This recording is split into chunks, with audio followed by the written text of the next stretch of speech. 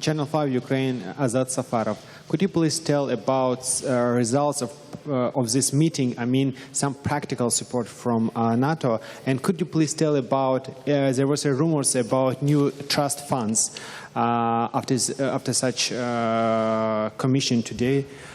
Is there any news about it? Is there any agreements about new trust funds? And maybe you can tell us about total sum, budget or financial support to Ukraine.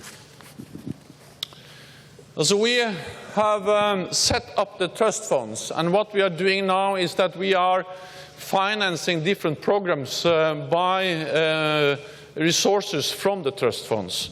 And these are different kinds of programs, but they are related to, of course, the different trust funds. So they are related to command and control. We help the Ukrainians developing their command and control systems. It's related to logistics, and it's also related to cyber defense, which is something we think is key, and also related to the rehabilitation of wounded soldiers. In addition, we have also increased the number of NATO personnel in Kiev, and they are providing advice to the government of Ukraine, in particular to the Ministry of Defense.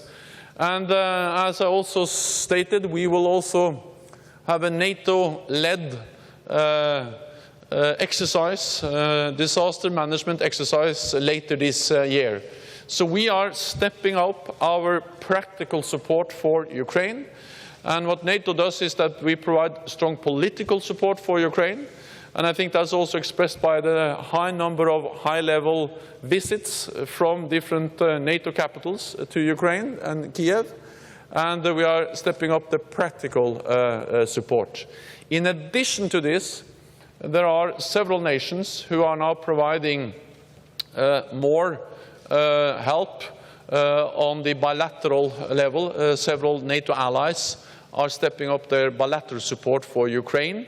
And this is partly training, military training provided by the United States, UK and Canada. And I know that Ukraine is welcoming this bilateral support, the training, but also non-lethal support from a large number of NATO allies. So in total, this is a big package of practical, political, and also bilateral support from NATO and NATO allies. Okay. Over there, lady over there. Please put up your hand if you have questions. Thank you. Thank you. Salwa Amin, Compact Magazine, Berlin. You mentioned that the ceasefire has been mainly violated from the Russian side, but that implies that also the Kiev side has maybe violated the ceasefire. What were you discussing about this issue? And the second part of the question is, what if Kiev does not have the law of autonomy? Wouldn't that also influence the implementation of the Minsk agreement? Thank you very much. So for us, it is important that the Minsk agreements are implemented in full. That means full respect for the ceasefire by all parties. It means the withdrawal of heavy weapons. And it means, of course, that the monitors, the OSCE monitors, have full access and the security guarantees they need to do the proper monitoring of the implementation of the ceasefire. But it also implies that the political parts of the Minsk agreements are fully implemented, which of course includes that the Donbas region shall have a special status, and that there are elections which have to take place. So we support the full implementations of all the elements of the Minsk agreements, and we do so because for us it's obvious that the Minsk agreements is really the only viable way towards a peaceful, negotiated solution to the crisis in eastern Ukraine. So we will continue to provide strong support for the full implementation of the Minsk agreements. Lady over there. Good evening. Liucija Lenkuskaitė, Lithuania, Lithuania's Morning, and Lithuania National Radio. My question maybe will be different from others, but I'm just interested in your answer. I already asked the same question for Heinrich Braus, Assistant Secretary General of Defense Policy and Planning. Would you consider the current situation between NATO and Russia similar to that of Cold War between USA and Russia, considering there's troops deployed across the borders, the Readiness Action Plan with its emphasis on the intelligence? I mean, both sides are showing off their military power. What is your answer and your comment on this? Thank you. I think it's not a right thing to characterize the present situation as Cold War. We are not in the same situation as we were during the Cold War period after the Second World War until the fall of the Berlin Wall in 1989. Because during the Cold War we had two military blocs, NATO and the Warsaw Pact, standing against each other. And we also had an ideological fight against two blocs, and it involved actually the whole world. So I think there are clear differences between now and the Cold War. But we are neither in the strategic partnership that we have tried to develop between NATO and Russia for many years after the end of the Cold War.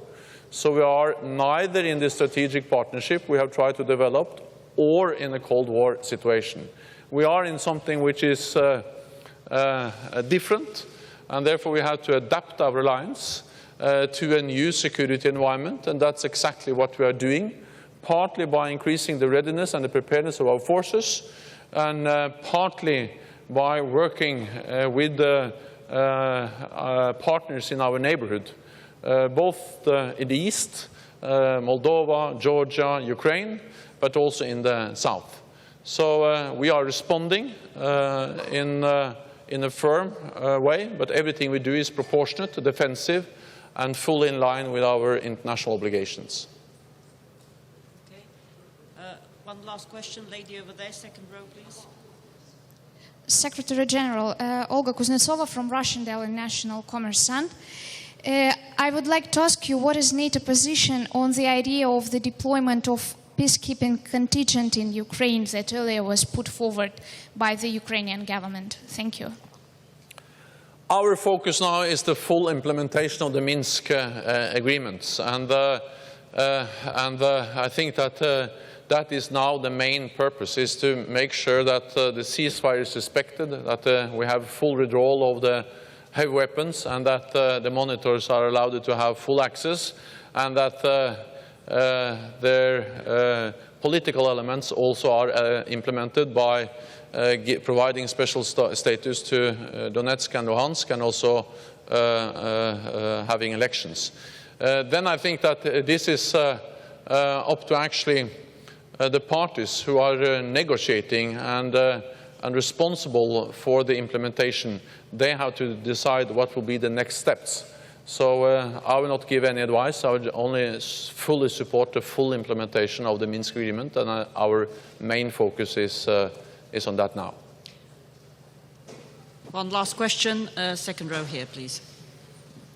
Radio Free Europe, Radio Liberty Georgian Service, Secretary General, Georgia was not agent on this ministerial, but you met with Minister Peruchashvili. What message was sent to Georgia by you today's meeting? So the message we have sent many times is that we will continue to work very closely with Georgia, and that we are going to implement the substantial package we agreed.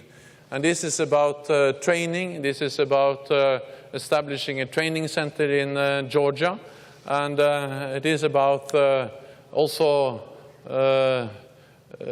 supporting the sovereignty and the integrity of Georgia, which I think is very important because we do not in any way recognize the so-called treaties between Russia and Abkhazia and South Ossetia, that these regions are part of Georgia, the international recognized borders of Georgia. So we regard Georgia as a staunch and important partner, and we continue our close cooperation with Georgia. Thank you very much indeed. Thank you.